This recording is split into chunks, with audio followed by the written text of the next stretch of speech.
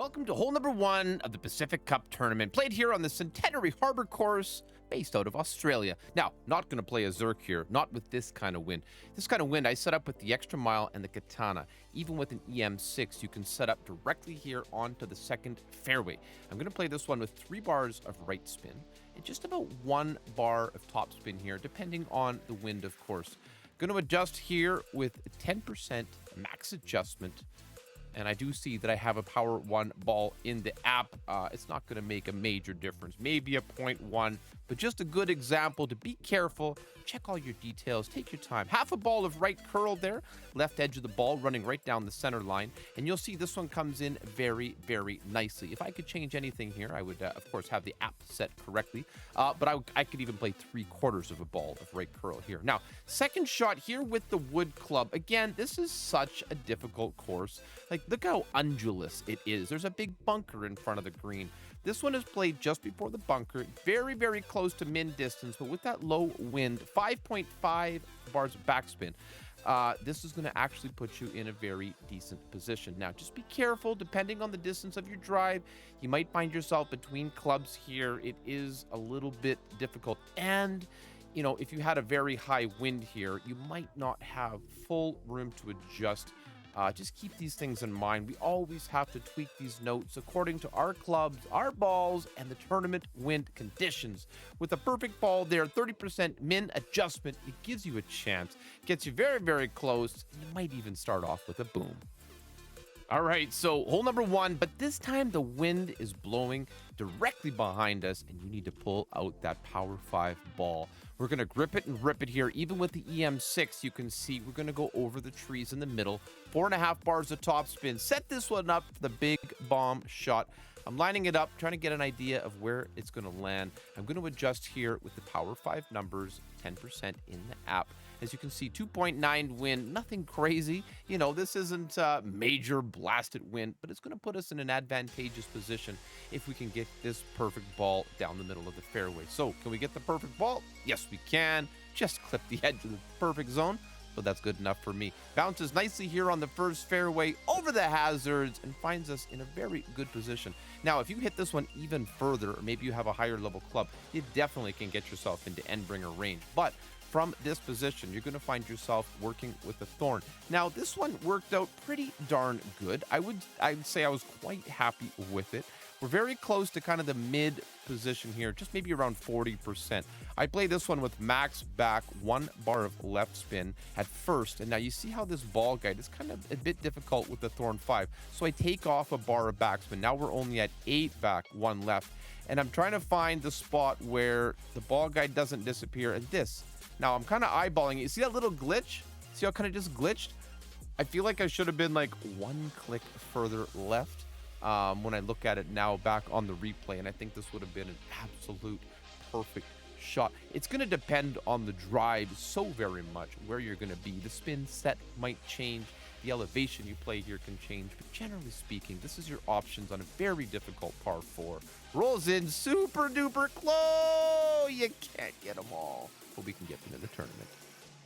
Hole number 2 is one of my least favorite par 3s in the game. I'm playing here with the power 3 ball for whatever reason and 3 bars of backspin because I was trying to land on that middle pad, but I don't have a club on this account with enough backspin to just kind of stick it on the green. Like if I had a rocket level 10 here, I would play with way more backspin on that second pad. This isn't the most beautiful spot in the world to adjust from, but at least it will get you on the green. It really depends on the wind here. It depends what club, what ball. If you've got a backspin boost ball, you know, like a power 3 back, power 1, power 2, whatever backspin boost, something like that, just to stick it on the green, just put this one on the green, take your birdie and get on with your life. Believe me with that, okay? Maybe you think that's an excuse, but this hole is so inconsistent. Bouncing over the water once, twice, throws things off, keeps your adjustment crazy. This one, I was happy just to stick it close to the pin. A little bit of work here. You could definitely get those in even closer, but I'll take it. Safe and dry and moving on. Hole number 3 is not really a good chance for albatross from the front tee. Even with an EM7 here, I'm setting up on the right-hand side. I'm going to give this one 4.5 bars of backspin, 1 bar of right spin. As you can see, we're just setting up close to the end because I have that headwind pushing in a little bit aggressively here, which is going to slow down my roll. I took many practice shots on this drive to kind of get it where I wanted it, and you might need to do the same thing. So keep that in mind. 10% max adjustment here. No fancy business, just a tiny little bit of right curl, just to kind of keep it in the fairway where I'm looking to have it. But yeah, this one, you know, in master, top level clubs and balls, you can send it and get it pretty close. Here, I don't recommend it. Second shot, we're going to have to use something long and strong. As you can see, I am pushing the limits of this shot here. I could certainly bounce on the fairway before the water there with max topspin and roll this one kind of close, which definitely can put you in a good position. However, with enough practice, you kind of get an idea of what you need to do here. In this scenario, and this scenario alone, I'm using 5 bars of topspin, 1 right spin, and max over power. If you applied that same setup to every single position, including Tailwind, you'd find yourself in out of bounds, or at least in the rough. So remember, you need to practice. This is a general guide. This is a safe way to get on in 2 and give yourself an eagle and maybe a little bit of an outside chance here, especially in a bad wind.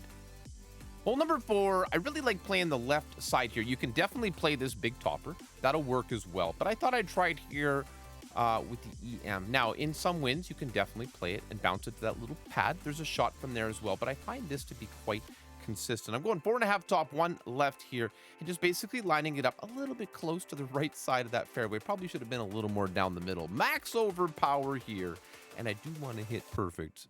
Well, maybe a slight great left would have been safe on this particular setup. End of the day, get the ball far and long down the left side, somewhere around the 372 yards. Should put you very, very close to max distance sniper for this rough bump, as you can see. So for the rough bump here, you're just gonna have to kind of feel it out. First of all, I was trying to bounce it back, but I'm like, nah, that's not the way. We're gonna give it a little bit of top, 1 left.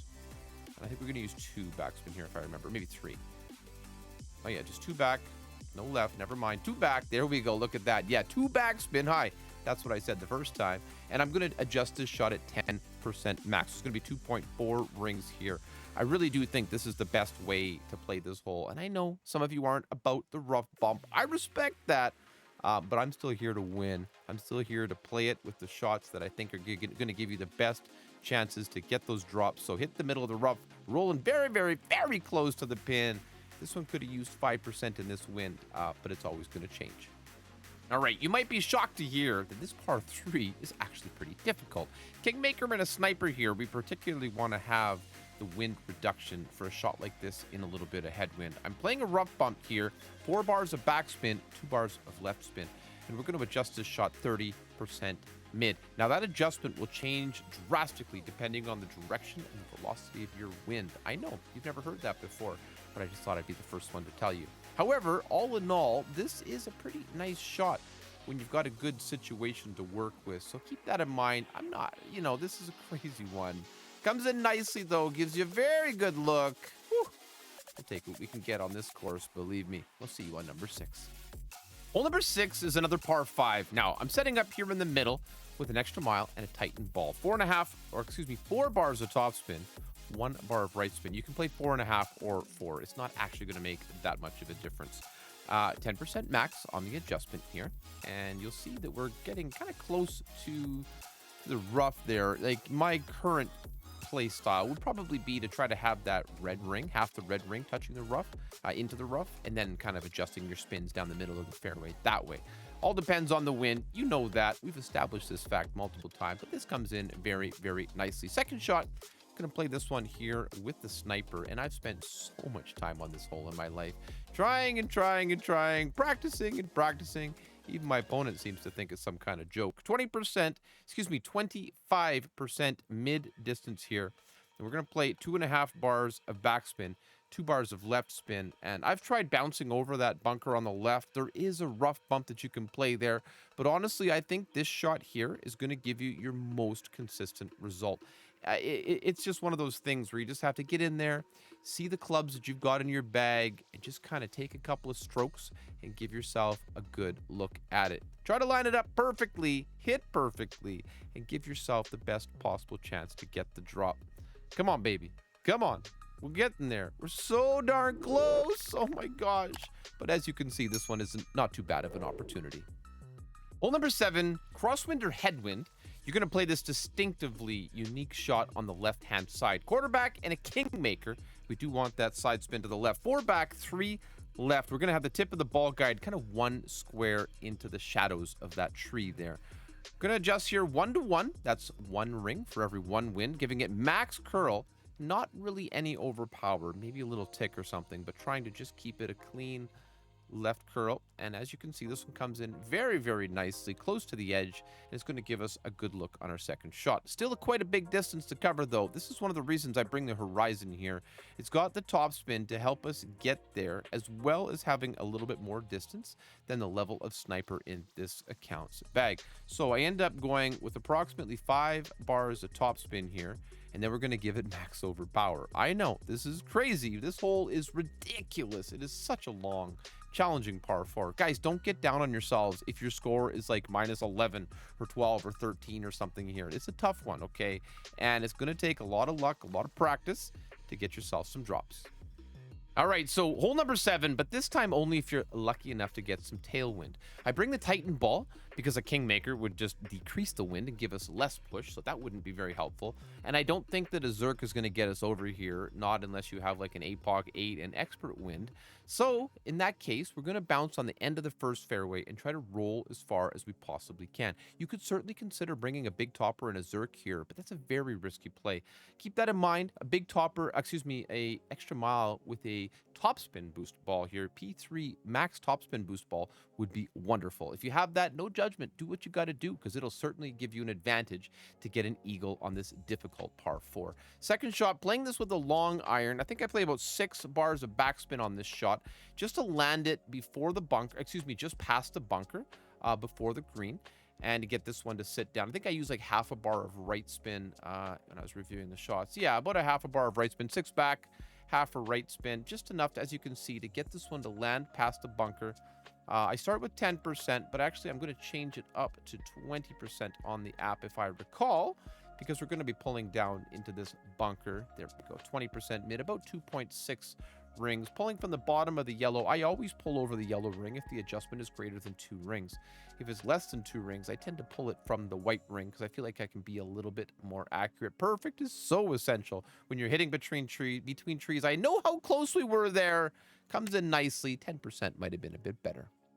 All right, if you thought the other par 3s were bad, you have not seen anything yet. 4 back, 2 right with a quarterback and a katana ball here. We're going to play this one 20% max. This hole is so inconsistent. It is so difficult. The green slopes massively from the right to the left. There's nowhere flat to land. Bunkers and rough setting up in front of the green. It's just a disaster. I do my very best to get this one to stick close to the pin. Anything within a yard or two, it's like a shootout. You actually should be quite pleased with. This is a very respectable effort, and I know you can do just a little bit better. Hole number 9, we're going to give you a very safe setup to make sure you're on that green in 2. Going to play with 1 bar of top spin, 2 bars of left spin, and notice how my red ring is touching the rough very close to the end of that bunker on the left. Set up the shot, and then we're going to adjust 10% max here. Bump it about, no big deal. Clean and easy. And make sure you're going to hit perfect with the Power 3 Titan. You could play a Kingmaker here, but I don't really see all that much value. Second shot, I'm going to be playing here with the Sniper, 15% max adjustment. Second shot's a little bit inconsistent, but should give you a pretty darn good look at it. So there we are. As you can see on the fairway, this is a great drive. I know there's power shots you can play here, but I'm down to leave myself at max sniper distance here. 4 bars of backspin, 1 bar of left spin. This seems to put us in a very decent position. I don't know why this shot is so inconsistent, but it is absolutely droppable. This is probably the best opportunity on the course to get an albatross. Actually, I go 4 back and 2 left. I'm a big fat liar. No, I'm not, because it doesn't work out that way. Back to the 1 left, 4 back, 1 left. See how nicely the ball guide comes to the hole. Gonna actually adjust this shot. I played it at 10, but I really think you should play it at 15% max. Guys, if you're enjoying the content, please don't forget to hit that thumbs up button on the video and subscribe to the channel. It helps me so very much. We are less than 300 subscribers away from hitting 10,000. I appreciate each and every one of you so very much. Good luck in the Pacific Cup tournament. Thank you for watching, and I'm looking forward to seeing you out on the course.